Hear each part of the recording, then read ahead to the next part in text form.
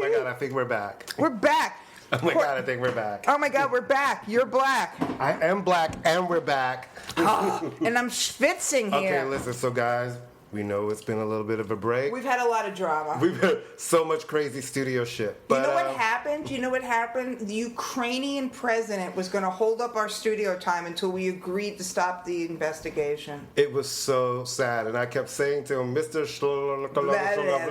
Vowels. I was like, you cannot do this and to then us. Greta, little Greta came and saved us. Bless little Greta. Bless little Greta, even though her head's too big for her body. But that's a bigger conversation. She has a learning disability. Oh, no. I was making up a name. I wasn't even thinking about little Miss Greta. That girl is fierce as fuck. No, she's beyond fierce. I live for her. Wait a minute. No. Wait. She's... No, she's... Let me just tell you something. She's everything. When she's like, you guys are making us mad. No. And now...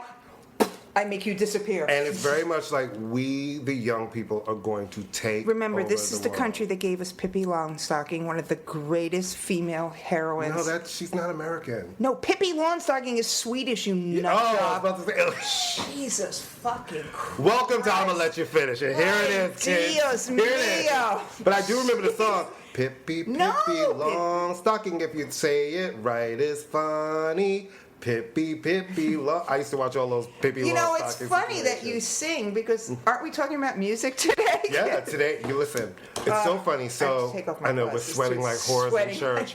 Welcome to our mess of a show, kids. Did you miss us? So heard you missed us. Well, we're back. So it's really funny when I was thinking about, okay, Amy and I are gonna actually finally have a show where we talk about music. Because that's what we're known for. Right, but I was like, okay, the pressure. And our stunning good looks and ability to accessorize. I love, which is very important. It's very important. I was trying to think to myself, okay, where did my musical taste come from? You know, and it really started making me thinking about a lot. Really? You put thought into this? Well, yeah, I did, because you forget about all the things you've done and all of the places you've been, right? I always think of the base of my musical stuff is I had a house that music was always playing in it. Now, I didn't have parents who played any instruments or sang. Yeah, me neither. But there was always music. Like my mom was, my mom's from the country of North Carolina, so country music. Country of Harrison Creek. No, you said the country of North. No, because you said it because North Carolina, people think of all the country. It's not. There's a lot of cities and stuff. I know. But then there's the country of North Carolina, Harrison Creek, where our family still owns land. It's outside of Wilmington, and then Wilmington's very pretty. Yeah, it's very pretty. So I grew up with country music a lot. And then, but in the house, interestingly enough, that's not where she played country music. The records she bought were like Aretha Franklin, Gladys Knight. Right. So I remember hearing my earliest memories of dancing with my mom and singing to Aretha Franklin, the Amazing Grace album. Gladys Knight and the Pips, If I Were Your Woman, Neither One of Us. That was not happening in my house. And then my dad was jazz, Frankie Crocker, WBLS. My dad played and then, jazz. Me coming into age was all of that, and then PLJ and KTU and Paco de Jesus. So it kind of forms this really mishmash of why I think I like all of the crazy shit I like. Well, they say that whatever you were listening to when you were in your youth, so anything under junior high, is going to form your musical taste. Right. And so being someone who grew up with top 40, AM top 40 radio as my early years. Right. I can say that in a lot of ways, I remain a sucker for a hook. And that's top 40. Yeah, the first single, the first 45... I'm old. The first 45 I ever bought was the Jackson 5, I Want You Back. Wow, okay. The first 2 albums I ever bought, I think I got Sgt. Pepper's for Hanukkah or something like that. Right. But the first albums I ever bought with my own money were the second Led Zeppelin record. Okay. And maybe a James Taylor record or something along those lines. Right. But my household, no, there was music playing, but there was a lot of Broadway. Mm-hmm. A lot of jazz, but jazz guitars. My father hates vocalists. Oh, wow. Except for Joe Williams. But he would every once in a while, he played, they got the Hair soundtrack for me and my sister to listen to, and my dad bought us a Santana record once for us to listen to. But I just basically sat in my room, and I used to have,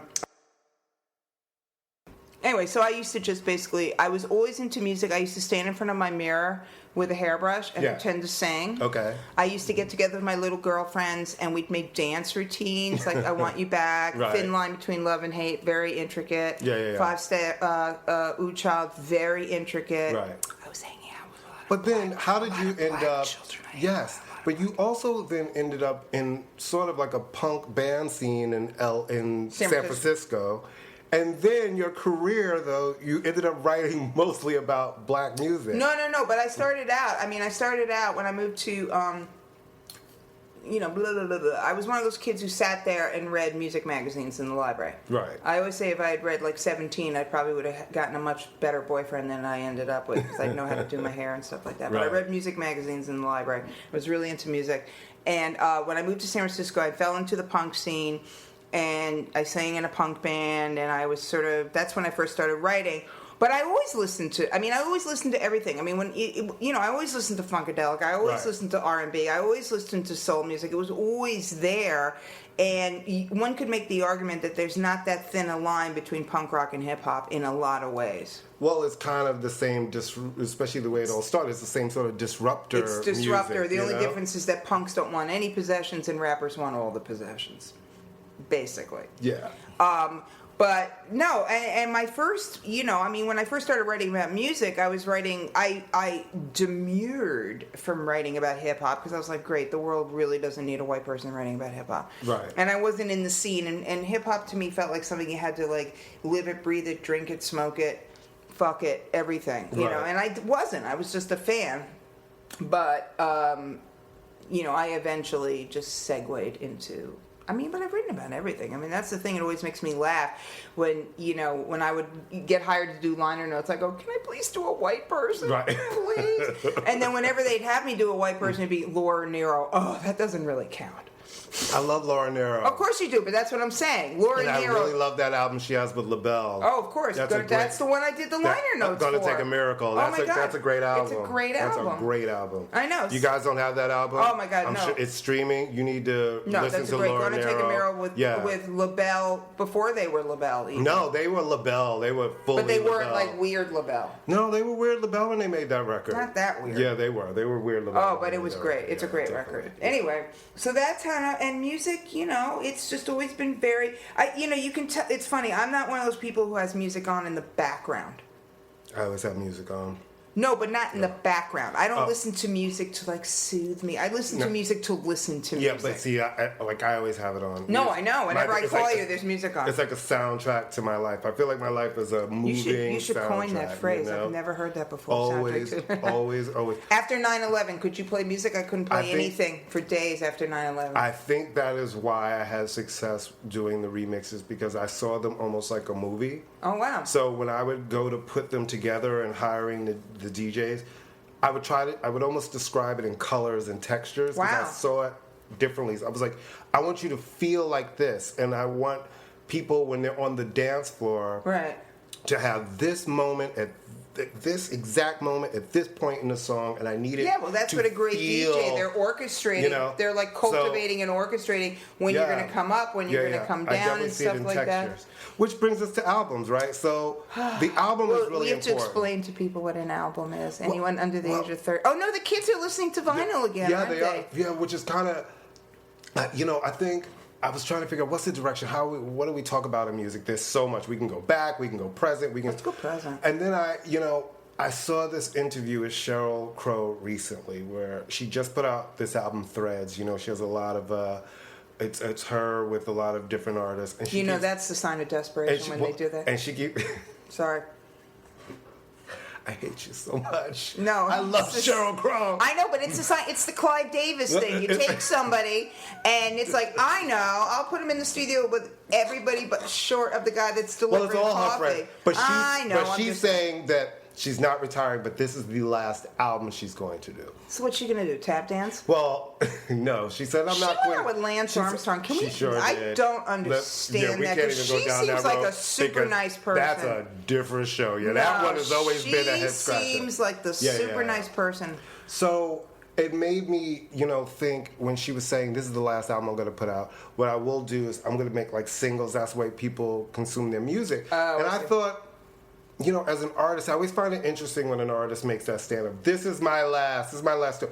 Okay, if you're Bob Seger right now and they've been touring for 45 years and they're on this is our last tour. Elton John, who's been touring for a gazillion years. He's coming back around with this last tour. Yes, it is coming back around. It's like, bitch, leave. He's coming back around like next week and then again 2020. But he's like, I'm going on tour for 3 years. Oh, this is it. Come see me now. I'm going to do every share. Oh, no, I saw him. He did every song. Yeah. Every he's single like, song. He was like, this is what it is. Yeah, he did Come every see song. It now. But it made me think, as an artist, how can you ever say that? Because if you're a true artist, right? And I do think of Sheryl Crow as a true artist. You never know when that inspires you to create a body of work. Oh, you just say that to hype things up so people buy it. Well, I'm cynical here. She's one of those heritage artists now where you have to look at it and say, a lot of her success was having big radio songs, and radio it's unfortunate if you happen to grow older like we all do, unless you die, radio in the United States just stops playing your records. Right. But there's some really interesting albums out now that I think merit us talking about. And I know, let's get the elephant in the room. Let's start with your boy, Raphael Sadiq. Well, he's, you talk about albums, it's really interesting because certainly the advent of iTunes or whatever the fuck they're calling it now and all this stuff has back when I was a girl, you had to sit there and listen to the whole damn thing whether you wanted to or not. Well, especially if you were reviewing it. I mean, I listened to things for fun and I listened to things for profit, but you had to sit there and pay attention and listen to it. And so iTunes sort of was a good thing and a bad thing. I mean, I'm stating the obvious because it made it so that you could just go, you could order a la carte. I hate that you can cherry pick off something. No, I mean, you can order a la carte. And I get why that happens, but it's crazy. No, it's crazy, and artists don't like it either. It's not good for them. Because you're going to miss every song. And you spend all your time, you record this body of work, and people get I like track 13, 2, and the bonus track. Right, exactly. So I stand for Raphael Sadiq for years. I mean, I was a huge Tony fan. I was a fan of Dwayne Wiggins' record. I helped break up Tony, but that story will go later. This is like my story, and I'm sticking with it. So I've always been a big fan of his, and I've always thought that he's somebody, I mean, as a behind-the-scenes guy, he's had his hands in some of the most important and interesting black music, and I'm using that term in quotes because I kind of don't like it. I'm looking at your copy of the Insecure soundtrack. That's him. He's a smart guy, and he really, for my money, has never made a bad move. And a nice guy. I met him when he is a nice guy. He's friends with an artist I used to work with. Met him at a show. And I'm not really one of those people, I've been around so many people, but him, I was like, wow, because I think of him as such a talented guy, and I really hate that people think of him as underrated, because I always say, he's not underrated. This man has had a career for decades, which a lot of people do not get to do. He is still on Columbia Records. He's not. He's still getting tour support. You know what I mean? He still gets to walk into a studio and do a soundtrack for and has an audience who's ready to show up, and has produced a lot of records for a lot of people that you all love, including a big breakout moment for Solange. That seat at the table, was a huge. Well, how does it feel? That's him. That's the record. I mean, whatever you want to say about Brown Sugar, I think Brown Sugar is the better album in some ways than Voodoo. Amazing. Yeah. But that song is what made D'Angelo. Absolutely. So anyway,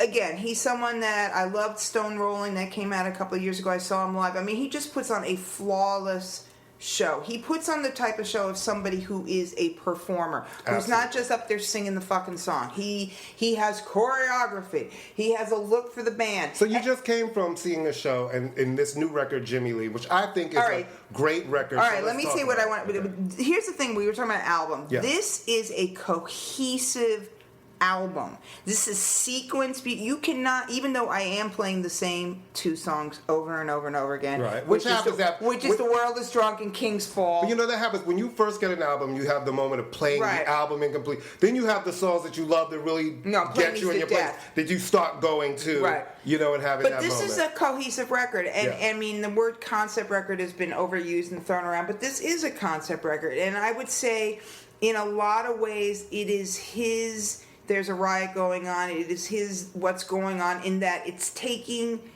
music and making a statement bigger than the songs itself. It's there is not one bad or false note on this album. Right. It's I love it too. I just love it. And he's getting the praise that he's always gotten, but I think that, he's like 50 years, he's not a kid. And another thing I've always found really amazing about him is that none of his songs sound alike. And none of his albums sound alike. No, that's what I'm saying. None of them. In fact, I would venture to say that you can't listen to somebody else's song and go, oh, that's a Raphael Sadiq song. That's true. Which is a lot for someone who's an artist and a producer, that you can't, not for nothing. Lenny Kravitz, you can hear his shit coming a mile away. I'm not a fan. But he has a sound. You know what I mean? There is a sound that he has. Bruno Mars has a sound that he has. Even though it's everybody else's sound, there's a sound. Raphael's, anyway, this album, Jimmy Lee, is just absolutely fantastic, and he's done It feels like an important piece of work in his collection. It is. It totally is, and I think it's one of those records. Hopefully, it will get the. I'm sure it's going to make top 10 critics list. Yes. He's never going to be he's never going to be a platinum selling artist. Right. It's not that kind of world. The people who like him are not those kind of, they're grown-ups. But, we need to check that, because I'm not sure that he has not gone platinum. The Tonys have. But even on his solo stuff or gold records, because you don't get to stay that long. Labels won't keep you around just because they love you. Tonys have. The only reason I know the Tonys have is because they gave me a platinum record. I would say that he probably that I think he's one of those artists like Jaheim.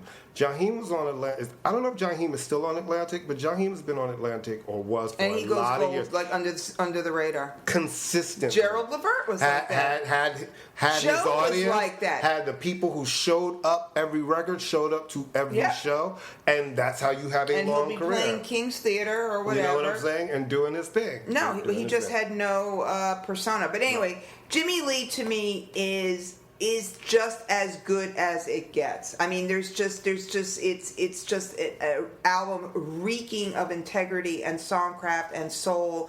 And I hate everything, and I love this record I literally do play it every day. It's like I play it, and then I go, okay, now it's time to listen to something else because you're boring yourself.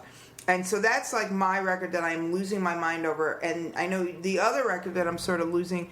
Well, I have to let's talk about Gangstar for like a hot minute. Okay, yeah. Because that's another group that's one of those, an artist. Yeah, absolutely. Yeah. An artist. So Gangstar, obviously. And I think hip-hop purists appreciate the return of like So what's the song? The song is called Family and Loyalty. Obviously, Guru has been left us 16 years ago. Right. Which is kind of mind-blowing. Yeah. One of my all-time favorite music journalist moments, or hip-hop music journalist, was going to D&D Studios, which was, where was that, in the 30s? 30s, which was like the grimiest. You've been to D&D before, right? Yes, I have. Grimy. You needed vaccinations after you left there.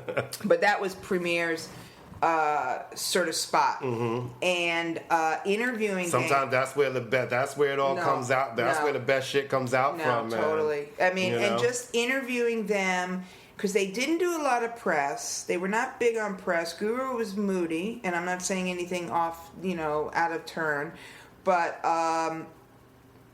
Premier carrying the DATs for the album in a Dwayne Reed shopping bag. Back when shit was on DAT, man. On DAT. He had left them in the car. But I just have always loved them. I mean, I saw them only once. I saw Guru with Herbie Hancock at one of the Beastie Boy Tibet Freedom shows.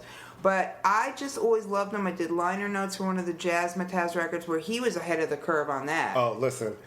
Do you realize even that, trying to find that vinyl, that's one of those pieces of vinyl that vinyl collectors want, and it's a hard one to find. Yeah. Guru Jazz Mataz. Well, anyway, so their Premier, to me, I mean, I think he's top 5 producer. I mean, I'm not saying anything like revolutionary. Right. Top 5. Well, I'm going to go on record as saying that Premier is one of the greatest producers ever. But Guru was someone who was underrated. Yeah, I think, unfortunately, I think if he was still alive, he'd be appreciated more. But I feel like hip hop purists, Yeah. and people who really do their research, Yeah. and these young kids who are real hip hop heads and Yeah. go back and Yeah. listen to the people that people consider the masters. Yeah. Absolutely have a reverence. Well, he had just that kind of deadpan, this kind of, like, it was very smooth but rough. I mean, there wasn't a lot of up and down in his inflection. It was Right. very, but anyway, so they have this single out now. I guess it's a verse, it's a verse or two, from Guru that Primo's been sitting on, Right. or just found. Right. And then J. Cole is on the track. And it's really genius because J. Cole does not sound like they just popped him on the track. Right. And he's the perfect guy to be with this because J. Cole straddles that kind of hip hop integrity and record selling with a level of consciousness to Yeah. it. And being honest. Like, I think the reason why people like J. Cole and his fans like him is they seem to feel a certain honesty from him. Yeah. And that's one of those things you can't buy, and if you fuck it up and you lose it, you lose people. Well, he's been associated with the right people too. I mean, he was supposed to, I like J. Cole a lot, and he is, he is old white people approved. When you're old and white, when they ask you what rappers you listen to, you can say J. Cole, Kendrick, of course. Can we talk about the excellence of Rasan Patterson in this new album? Oh my God, I was going to talk about Rasan too. You know what I'm saying? Now that's underrated. Completely. That is Now, like let me beyond just tell you underrated. something. You talk about a man, and you guys, His MCA listen, records were great. I was about to say, you guys, if you're listening to this and you have not really dug into the Rasan Patterson catalog, I need you to go back My and sweetheart. start from the beginning and go to his RCA album, Love in Stereo. Love in Stereo, and his self-titled debut, Rasan Patterson, and just understand. Damn, I didn't know he put out this many No, records. this is not even all of them. He has a lot of albums that he's been putting out independently. And he stays on. So He's good. this new record, "Sent from Heaven," Is that what it's called? is What's the album called? Sent Heroes and Yes. Gods. But, Heroes and yes, Gods. Yeah. But I took notes this time. Yeah. Inspired by you, I actually. "Sent took from notes. Heaven" is a song from the album. Unfortunately, and- we can't play it, but, Yeah, but trust and us. Just his vocal, he's No, just. he's so good. It's produced well. It's written He's so well. And if you ever get a chance to see him perform, I you am have to see him so perform. bummed. He performed free at Metro Tech in Brooklyn this summer, and it was the worst. Oh, wow. Well, I was in Istanbul. Right, yeah, Puff yeah. cigarette, blow Right. smoke rings. No, he's great. And he's somebody where, they had a hard time working him at the label because he's an out gay man. And we're talking 1997 in black And, music. they And- were not, but he wasn't like outrageously gay. He No, just but you know was what? gay. He was just himself. And they had a hard time working that record. They didn't know what to do with it. I mean, that, and do you think it was part of me, was it resistance at radio at the time? Black radios were. I mean, my sweetheart. But I'm glad that he's still here. He is still making No, it's a top-notch really music. good record. You guys, "Sent from Heaven" on the new album. Start there. Go back to those early RC albums and work your way through his catalog. It's No, really, really he's good. really, really good. Who else do you check out? Oh, somebody. So I was going to say, somebody turned me on to my friend Rob. Shout out to Rob, my neighbor. He's a civilian. Sometimes the civilian. So he's really into music, and he turned me on to this guy, and I'm going to totally fuck up his name. J.S. Andara. Okay, who's that? Well, he's billed, or his little blurb is the Nigerian, or the Kenyan Bob Dylan, which, seeing as how I don't care about the American Bob Dylan. I think you and I had that conversation. Are we popping bottles here? Yes. What's going on? Listen, sometimes Are you drinking? a little champers? Are you having champers? Yeah, we're doing a show. I need a little champers Oh while my we're God, doing this this is so shit. Real Housewives of This is Real Housewives of Edgecombe Avenue. This is Real Housewives of Nantucket. Really? Man. God damn it, Sherry! Why are you yelling at me, you bitch? Speaking of which, we're doing a music show today, but take a note that we are talking about 90 Day Fiancé as soon as we have a moment. Okay, between you and Fred and Tyrus with all of these shows on TLC and everything, Love After Lockup, Life After Lockup, 90 Days. No, just those are good too. No, Listen to me. We gotta stay on topic. All right, but just listen to me. Oh, I am telling you that this, if the world ends tomorrow, which it very well may, I can die knowing that I have seen 90 Day Fiancé. I've never seen that shit. Oh my fucking shitting Jesus, it's so good. But anyway, I digress. All right. So this guy, J.S. Andara, his album's called Tales of America. It's when my friend said, he's African, I, of course, because I'm stereotypically thought, it's going to be Afrobeat, it's going to be, in the vein of Burna Boy or in the vein of... No, it is guitars and strumming. Well, that's the thing about African music. It's layered. It's many different types of African music. But it's called Tales of America, so you have to pay attention, and I hate doing that. Right. I'm like, oh my God, there's lyrics, there's music, I have to pay attention. Because I like to do 27 things at once. But he's got a really interesting voice. And Africa it's the new black. Kind of, sort of. Because Beyonce discovered Africa. Did you read that? Moving on. She discovered it. One day she was spinning a globe and she goes... I have to say, I'm a big black coffee fan. You mean drinking? No. The DJ producer Black Coffee. Oh, because I enjoy black coffee too. And he's got a new tune with Usher called La La La. Wait, stop. Hammer time. Usher? Usher. He's on the new Black Coffee single La La La, which to me is kind of the best thing he's done in a long time. Is it Usher? It's an Afrobeat tune, but Black Coffee is South African. So all right, coffee with a C or with a K? With a C. I mean, for you guys who are, I know my house music heads immediately know who Black Coffee is, but, he had a really big house song. Okay, you just made me feel really, really No. stupid. But you probably heard it blamed because there's not a soul summit in the park a block from your house. Where they're not They do not play, can you be my Superman? Can you be my Superman? That sounds familiar, actually. You've heard it. It's Black Coffee. I love Usher. Yeah, I mean, his voice sounds good on it, but I love this beat. And, it brings me to that whole Burna Boy vibe right now, which I think he's amazing. The kids like him, too.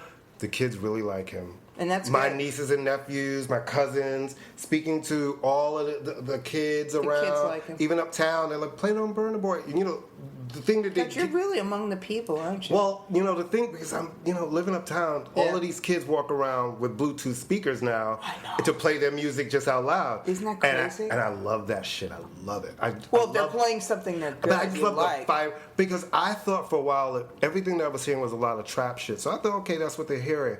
And, even sometimes when I go out to, the black clubs, I hear a lot of trap shit. But then when I kind of started poking my head in some different things, I'm saying, oh, no, these kids want something different. And when even they have to be getting sick of trap music. And when Burna Boy comes on, I see them all get really turned up by it. They're singing it. They know all of the words. I've seen them request it.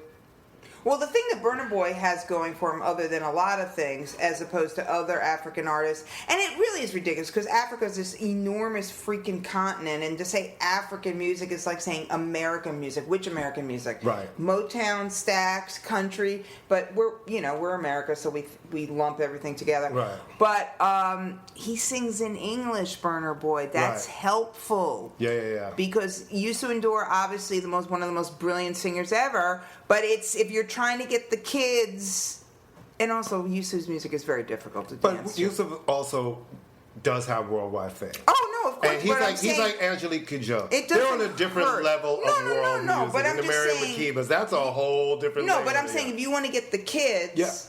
Singing unless you're singing in Spanish, no, he's really, really good. But don't you find it interesting right now seeing this crop of we're seeing the new stars. We're finally seeing the new stars. Well, I'll tell you who somebody turned me on to, actually. Shout out Jody Rosen, really good writer. And he wrote about this guy, and I'd heard of him before. Kano, K-A-N-O.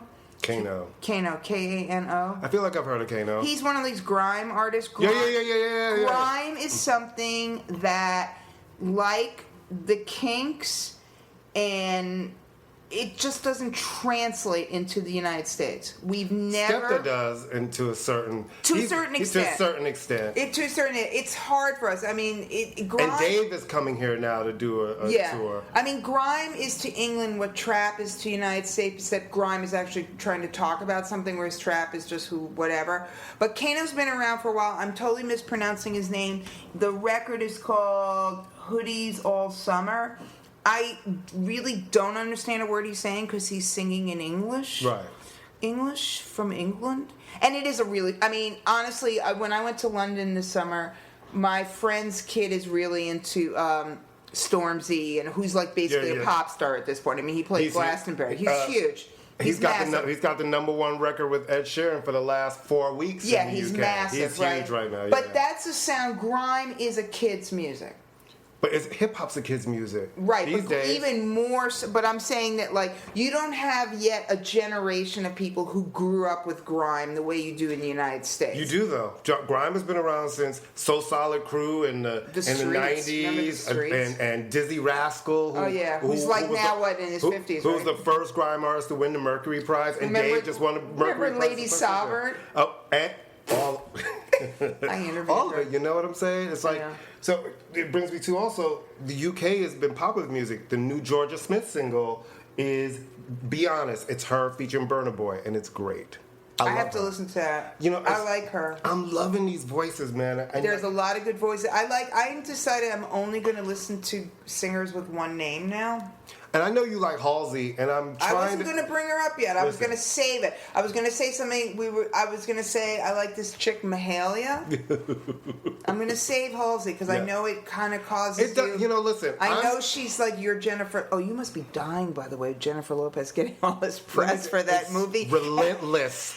And the green dress. You must be fucking dying. I told you. Nobody believed me. I was like, she's relentless. I feel so bad for She's you. relentless.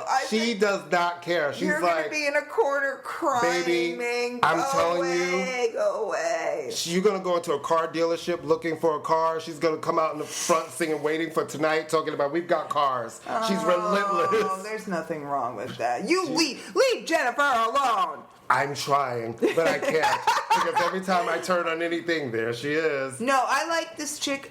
We talked about Mabel. Put a boyfriend who bought her car for her 50th birthday. She doesn't have a driver's license. She doesn't drive. So who's that for? Why would you buy somebody a... Well, this is dumb. Here's your big person. It's a sports car. He's a dumb fuck. She famously doesn't drive and doesn't have a driver's license. She's like the Puerto Rican Spike Lee. I don't drive. I don't drive.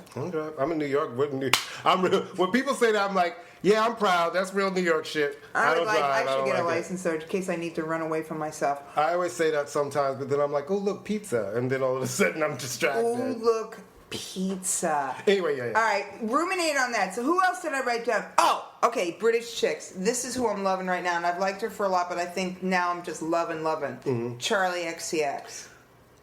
I go in and out with She's her, the thinking but I like her. She's the thinking man's pop singer. No, listen, we have a generation of them now. Let's talk about all these girls. I do think she has a strong album. And she's been doing stuff for a while, but she's been one of those behind the scenes. But it's almost like I like this bit Didn't of she write that We're seeing a lot of sort of artist development sort of situations. People really getting to ruminate, put records out, take their time, not be like the first. Remember, there was a period where it was like, what's the first week number? And if it didn't seem like a certain thing, it almost feels like it trailed off. It doesn't matter anymore because you can drop a record like tomorrow without any advance warning. What do they care? All the kid has to do is click on whatever and it pops up. There's no setup of records. But I like that these new pop girls are coming with an edge, but I almost feel like they're all the European girls, right? Well, Tove Lo's new record, Sunshine Kitty. Is that how you pronounce it? Yeah, Tove Lo. Can I tell you she's something? sweet. She's another Swedish girl. They all kind of confuse me. There's a lot of them, and they're kind of similar. I really like her. Is she a Major Lazer person? No, she's not a Major Lazer person. Good, 'cause I can't stand them. And, she had a great record 2 years ago called Disco Tits, which I love. It was a great single. Have you heard King Princess? And the promo item for it was nipple covers that were like stars. I said, Disco Tits. I love that. How many did you steal when you went up to the label? There's some right there. I'll show you right away. Nice. But she's got a new record called Sunshine Kitty, and the first single is with Kylie Minogue. She's got a great song. All right, stop. Hammer time. That's why you like it. No. I like Tove Lo, but it's actually a really good song. I saw that song, and Kylie's like, where's Kylie? You don't even hear her. Yeah, you hear her. She comes in there. You hear her. But I like it. Listen, I like these smart pop girls who come in really cool records. I always like smart pop girls. I have no problem with smart pop. I mean, you and I like Doja Cat. Doja Cat's amazing. We love smart pop. I mean, we are going to. But I like dumb shit too, man. No, of course we like dumb shit. I like some real. I have some shameful ones that I'm not saying out loud, but I have some shameful I like Roxette. There, boom. All right, let's Steps. Okay. That was a shameful judgment moment. Guys, Steps? we need to tape this show. What's Steps? Okay, this is a really shameful thing. Is it a boy band? No, but it's almost like it. Okay, so after Stock Ack and Wickerman, whatever. When they split apart, then they all started producing and doing different things, and then after they produced Steps, and they had a bunch of hits in the UK, and then they did a remake of Tragedy that's really famous. Tragedy, and they did a Tragedy, and you feel it's good, and. I don't want to shame myself. So we're not going to talk about that. All right, let's see. All right, that's okay. Okay, wait a minute. Wait, no. Pet Shop Boys. New Pet Shop Boys. Can we work our way up to that? Because I want to go through the not as important, and then we can just... Go to the important. All right, so what did I say? Okay, so it's not new, but I've been revisiting Paloma Faith lately. She's an interesting one. She didn't quite make it. Never here... In the UK, she's a big deal. No, in the UK... UK was the number one album. She's never really... She's like never, Jessie Ware. Never made it here. Well, Jessie Ware's a better singer. Well, Jessie Ware here has not broken through to big, but Jessie Ware's records come out here. She's got an audience here. She plays smaller venues. Do you think I would like to look like Jessie Ware. And I like Jessie Ware. Me too. And her personality. When you realize, one, you listen to it. First of all, guys, go back. First album. Go back to, please, listen to her first album, Devotion. It is... Wildest Moments. It is... Oh, my God. It is so just... Good. It's a stunning record. It's a stunning record. And I think she still puts out really strong work. And she has a U.S. deal, and the records come out here. But, with a lot of things here, you have to find your records now. Because you're not going to get that cue from radio. And I never listened to the radio anyway, but I used to get. I always get. See, the thing is, I always got shit for free. She has a new single out. Well, it came out months ago. It's called Adore You, and it's a really good. It's an up tempo. It's sexy. She's great. So gorgeous and fabulous. All right, I'm going to say something, and then don't you want me to talk about Madonna? Yes. Okay, so I'll deny I said this. Well, no, fuck it. I'm not going to deny I said this. The 2 Miley Cyrus singles are really good.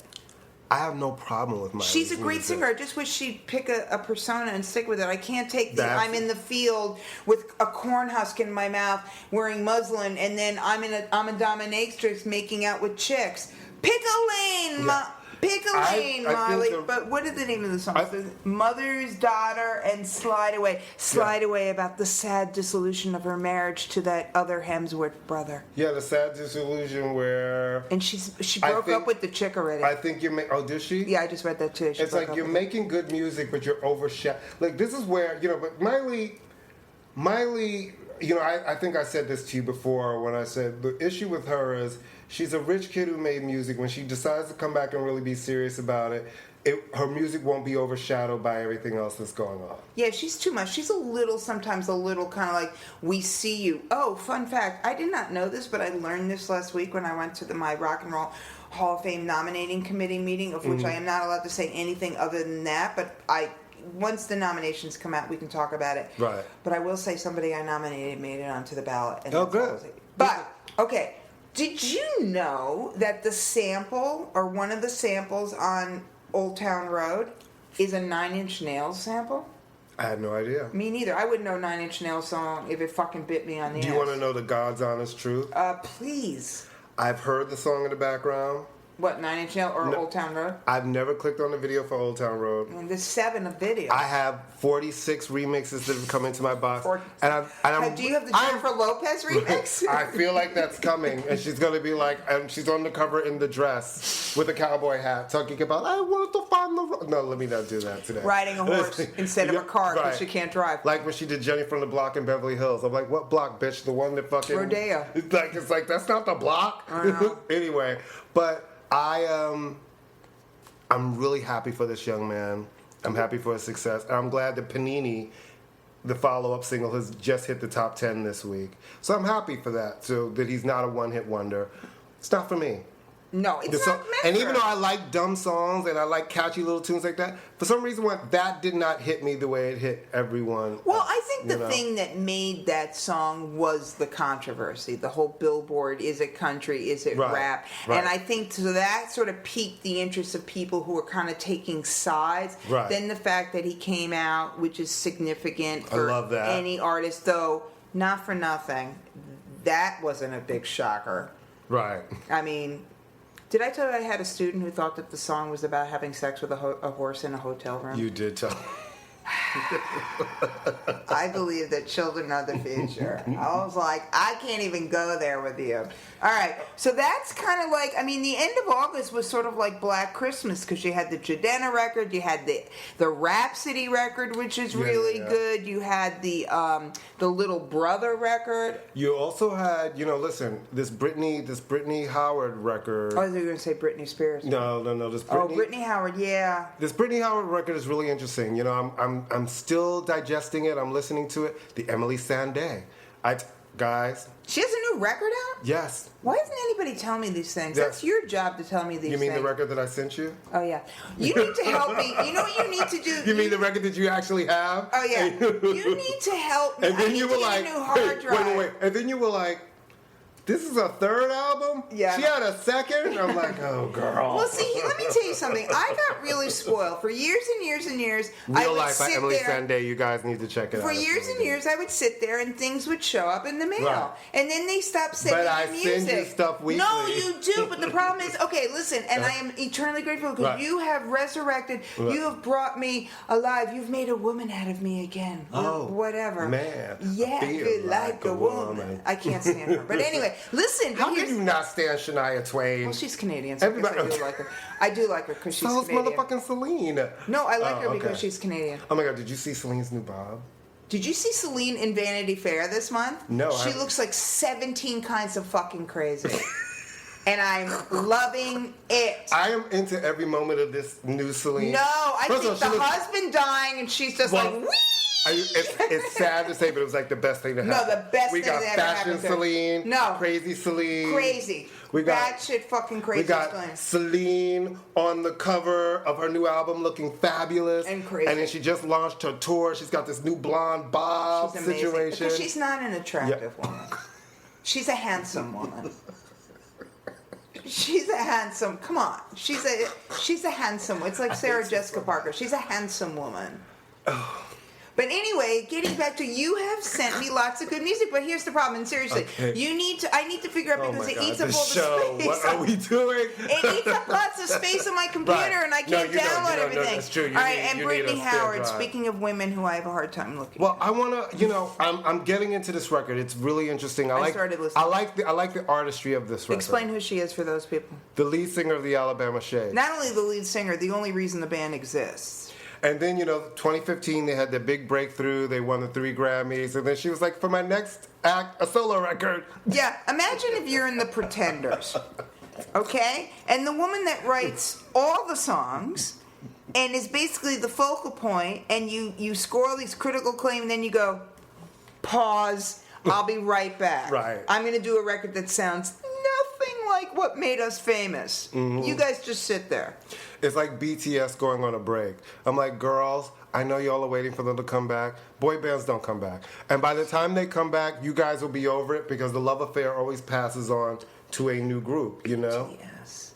How many are there in that fucking group? 47. There's too many of them. Like 47 There's too many of them. 47 You should of them. not have. Is that so you have one for each day of the week. That's like the One Directions. Like every day there's many, a new... five, maximum. There's that one who's always sad and doesn't like to sing. Don't you say anything about Harry Styles. Oh, no. I know. We're not Don't you say anything about Harry Styles. That's a record I know you're looking forward to. I'm actually looking forward to hear what he's going to do on this new... No, listen. I'm looking forward to hear what he's going to say, what he's going to have to say on this record. I think this record's supposed to be about sex and like a rock star sort of record. He is a rock star. And I actually, to me, I felt like, even though it was a #1 album in the U.S. and the single, to me, I feel like that album underperformed here of what it was supposed to be. I thought that moment was supposed to... I think they're just certain bust the artists. doors I think down, him, you know? I think Robbie Williams is like that. Right. I think there's some artists that, even though he obviously came in with way more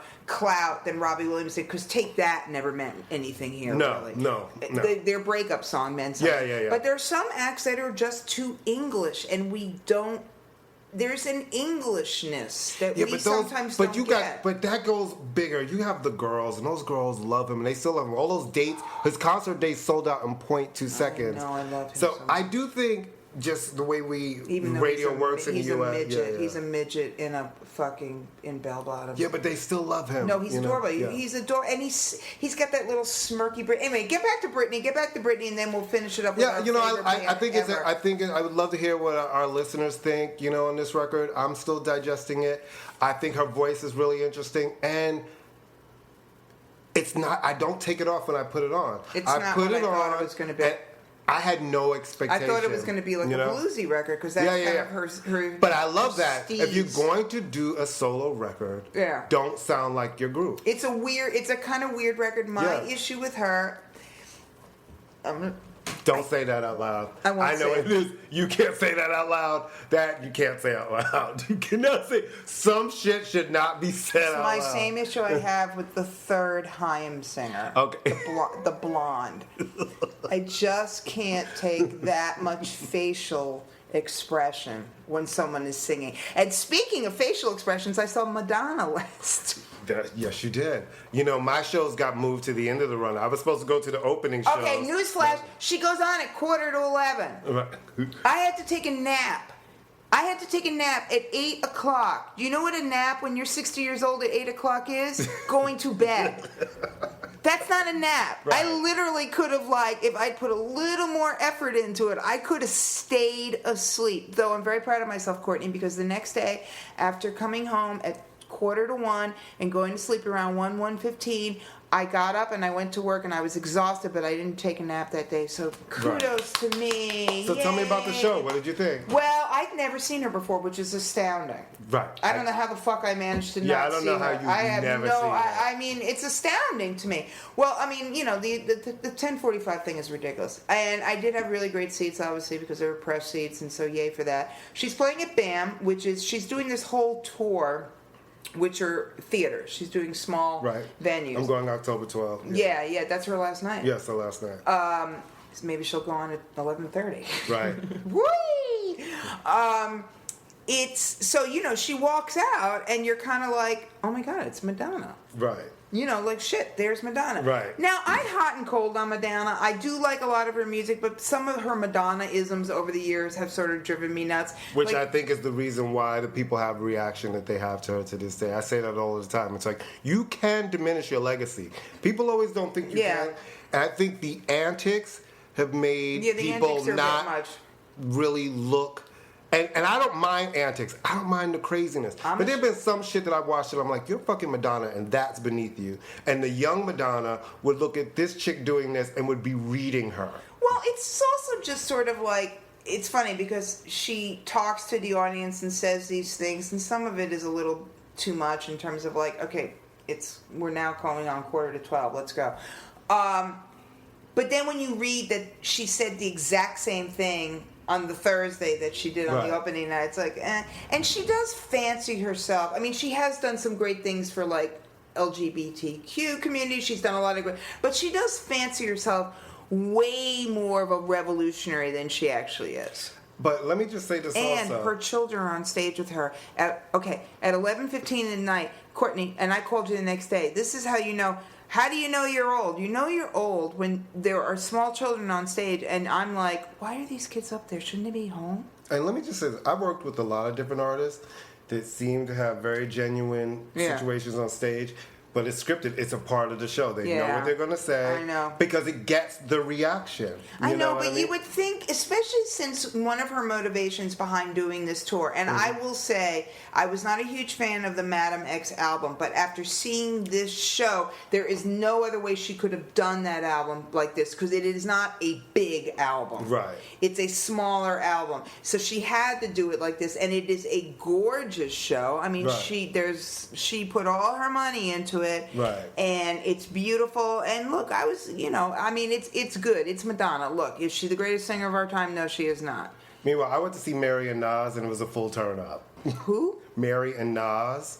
Oh, I saw that. Tour. How was it? A full turn up. My only I wanted to see that in the worst way because I've complaint- never seen him. I've seen her a bunch of times. It was. The funny thing is, I worked at Columbia. I worked all of those videos. Right, and I had never seen him live. Me neither. It was a full turn up. My only complaint was they didn't turn on the screens. So it's like, okay, we had a suite, which is great. Yes. You could see them, but like I couldn't really see her outfit, his outfit, and I'm thinking all these people up top and all in the back. Right. I'm like, why aren't you putting on the screens for people? Right. They put her on the screen a little bit during one of her slow songs, but that was a weird thing. How does she sound? Amazing. She's fucking. I've seen her a lot of times. I've seen her sound great. I've seen her high as a kite up there. I've seen her not sound great at all. But that night, good. She was just like vocally. Just catalog? She's just doing catalog? She has nothing new coming out, They did the song they put out together over the summer called Thriving. She just put out another song, I believe, called like I Know. Who is she going to be working with? Because that last record was great, London Sessions. Yeah, who is she working with now? I have no idea. But it was, it's the 25th anniversary of Illmatic and My Life, so she sang the majority of My Life. Nice. And just a lot of the shit you wanted to hear. It was great. The album that she always disavows. Yeah, it was great. She always disavows that record because it's and of course it's her best record. Listen, she's someone I think is underrated. I think people hold her in a No, but I don't think that she to me is one of the few women I've ever seen, one of the few performers I've ever seen who can transcend the sterility of television. Yeah. Every time she sings live on TV, it's like her life depended on her. And listen, people love her all over the world, and she had a full arena of people singing every word back to her. She's not underrated. Good. I think what she is lacking that good hit, that Mary-sized hit. Yeah. And you know what I mean? The last couple of albums, she's had songs, and we've liked them, but where's that hit? And I was actually disappointed in that London record because all of those producers, it's like creating these songs based off of that black R&B sound. Right. And she didn't really have a hit off of that. I'm like, so how are you guys making all of these songs and having hits? Then you get together with they're wasting with that time this with girl. That fucking talentless Sam Smith. Yeah, I said it. He is the most tiresome fuck. I don't care. He is, come on, tiresome. You know what's really interesting about tiresome. him? I loved that first album and have not loved anything I like since. Latch. That's the only song I like. I got to see him the day his album came out. He had a concert at the Apollo. Yeah. And so he was really new, and his voice was I just remember beautiful. that. And he sang great, and I loved it. But I haven't loved any of these new songs. I'm going to ask you a question. Yeah. What's up with this Calvin Harris record? There have been 9 million singles from it, and the album never came out. Or don't tell me you sent me the album, because I know... No, I didn't get it. I think he's like a lot of people. He's a DJ producer, really, right? But there's 9 million... There was that... But that's what people are doing. A lot of... thing was great. There was the Kalani single, which I love. Did you like the 2 Normani songs? Yes. Yeah. But what do you think about Normani? I get my Normanis. Which one's Normani? From Fifth Harmony, and she's the black girl, and she has Motivation right now, which I'm mad at pop radio because I just looked at the number today, and I saw that it was like number 61, but already trending downward, and I'm like, why isn't this a bigger song? She gave you the perfect coming out. That's a good pop summer song R&B. too. Yeah, it's a great I like summer Normani. song. I have to pay a little more attention. I like Kalani a lot. Yeah, my sister loves Kalani. I like who's the cute gay Asian chick singer? Like what? No, I'm narrowing it down as well. She's cute. She's Asian. She's gay. All her videos are her chasing after a girl. I haven't watched a lot of it. Haley something or other. Haley Steinfeld? No! I'm like, she's Google not Asian. it while we're here. Okay, hold on. Just type in cute. Do you like FKA Twigs? Do you like her new No, song? she drives me. No, she's amazing. Bores the shit She's out of dumb. me. Nah, Bores the shit out of me. Wait, no. FKA is great. Okay, yeah, and this whatever. new song, She Holy bores Terrain, the fucking is great. shit out of me. I'm sorry, But I like that it's interesting. I like interesting. Google cute Asian gay singers. We're literally doing this as we speak. And then one more person. Oh, I'm going to tell you the album that I am looking forward to. No. What? Okay, Wow, there's a lot of them. It's big. Like which Shit. one? There's like, oh my God. Wait, Margaret Cho came up.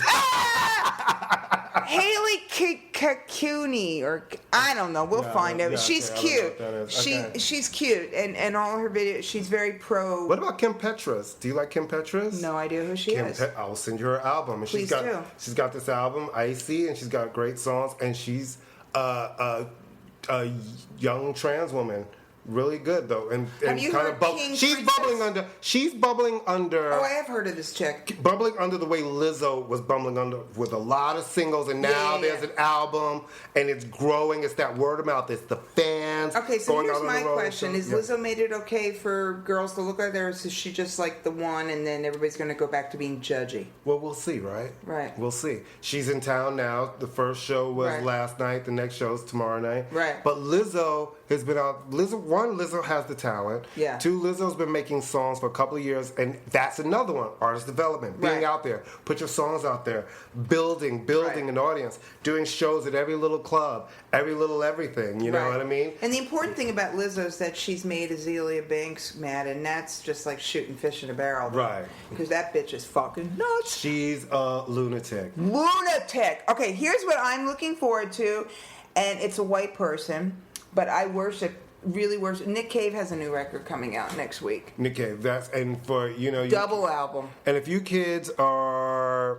I love how you said kids. Like, we're hoping that kids, people over the children... Well, I call everybody kids. If you kids need an introduction to Nick Cave, and all my gay sisters out there, if y'all need an introduction to Nick Cave, start with this album, Murder Ballads. Oh, yeah. Because if you start with Murder Ballads, and it's a song all about murder... is that the one with Kylie on it? That he has... You will know his duet, Where the Wild Roses Grow. And that will kind of give you a taste of his voice. Then you can dig into that catalog. Oh, no, he's amazing. And I saw him perform a year and a half ago, or maybe it was a year ago, and he's been around forever, since the 80s, but has just started to do arenas. He's 62 years old. He's probably in better shape vocally than he's ever been. And it is honestly one of the best shows I ever saw. I mean, I was transcended. All right, let's wrap things up by talking about the greatest band that has ever existed in the hit. No, it's not the Beatles. No, it's not the Rolling Stones. I mean, they served their purpose. No, it's not Led Zeppelin. It is... Pet Shop Boys. Pet Shop Boys. Not the Pet Shop Boys, by the way. Pet Shop Boys. Like Beastie Boys. They have a new single with Years and Years called Dreamland. And it's classic. To me, it's almost like a throwback to classic Pet Shop Boys, which really makes sense that they're going on this greatest hits tour. Because if you listen to how are we going to weasel our way onto that? You know they're coming to the U.S. No, but I'm saying we need... Oh, no, we're going. No, we're going. Because you've never seen them. I've never seen them. Four times I've seen them.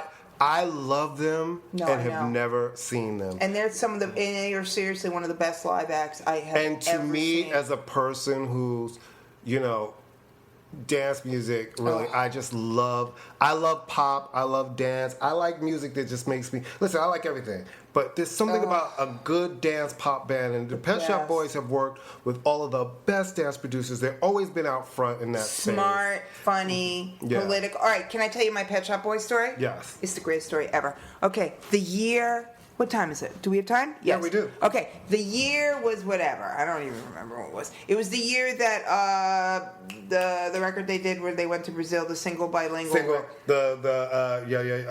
Fuck. Whatever. That run. Yeah. Okay. The bilingual album. The bilingual album, right. Okay, so I was going to do their bio, I believe. So Neil Tennant calls me. First, I do the interview and the tape's fucked up. And I'm like, that's every writer's worst nightmare. Right. This is pre-digital. This is when you had to plug it into your wall socket and record it, and it was crazy. All right. So then he calls me back. And I just love them. And before I did the interview, I go to the publicist. Not that it matters. It's not going to go in the bio, obviously. But are they out? I mean, because they're singing about guys. But are they out? She goes, well, I'm not really sure. I know they're out in England. I'm thinking, yeah. And, like, he's only gay in England? I don't know if that works. Right. But, okay, fine, whatever. So he calls me up. And this is when Brooklyn had just switched to a 718 area code. Mm-hmm. So he goes, 718, where am I calling? It's my very bad English accent. Where am I calling? And I went, it's Brooklyn. And he says, oh, where Barbara's from. And I'm like, oh, you're so good. Right. You probably think this song is about you. Where Barbara's from. Yeah. But I met them once. I interviewed them once in person, and they both couldn't be nicer. And I walked in, I was reading The Buddha of Suburbia, and they were both very excited. And he told me these fabulously dishy stories about George Michael, none of which I remember, but they just slammed. But this is before George Michael had come out. Yeah. All of the gay artists in the UK had a big, like Boy George. Yeah. They had a big problem with George for a while because they felt like you can't be in the bathroom sucking dick and not tell people you're gay. And you're all in the same circle with us, and we're all doing the same shit, and you're out here saying they did not like that. Well, they definitely expressed that. Yeah. Anyway, are we coming up about that time? We are. So I just want to say, normally we end our show with what stupid shit Meghan McCain said. To me, what stupid shit Meghan McCain said today is, from all my house folks, I have 3 channels you guys should follow on SoundCloud that I follow. If you want great house music mixes that I use when I'm working during the day and going out, you need to follow Beatwell, Bloop, BLOOP with a period in the end. Bloop. Yep, and Rise, which is a great station. Follow those 3. What's this got to do with Meghan McCain? Well, nothing. That's just our segment, right? Oh, right, but not every segment Meghan is going to McCain has said a lot of stupid shit, and she walked off stage. She's a fucking entitled cunt. There, I said it. Well, Merry Christmas. No, wait. I want to say one thing. I just want to give a shout out to the people at Sirius Radio and Debatable. I was on their show last week. I was very flattered to be invited to speak with Alan Light and Mark Goodman about the 30th anniversary of Rhythmation. And when they introduced me and they said, and I said I am the co-host of the podcast, immaLetYouFinish, Mark Goodman, who is a former MTV VJ and a radio and TV pioneer, said, and I quote, oh my God, that's like the best name I ever heard for a podcast. Boom. Mic drop. See you in October. Bye. It's NFL draft season, and that means it's time to start thinking about fantasy football. FantasyPoints.com features industry-leading experts and prognosticators using proprietary hand-charted data to help you score more fantasy points. FantasyPoints.com is the place to go for whatever kind of fantasy football you play. Whether you play fantasy football, daily fantasy sports, or do a little bit of everything, Fantasy Points has the meticulously researched content to guide you to victory. And why wait for the fall? Fantasy Points also covers the new spring football league, the UFL. Join the guru, John Hansen, Scott Barrett, Joe Dolan, and other massive names in the fantasy football universe with an exclusive offer. Use code Pantheon for 15% off any Fantasy Points package, including the all-in package, with access to every article, tool, and data nugget that Fantasy Points has to offer. That's FantasyPoints.com and code Pantheon for 15% off at Fantasy Points. FantasyPoints.com, code Pantheon. Score more fantasy points.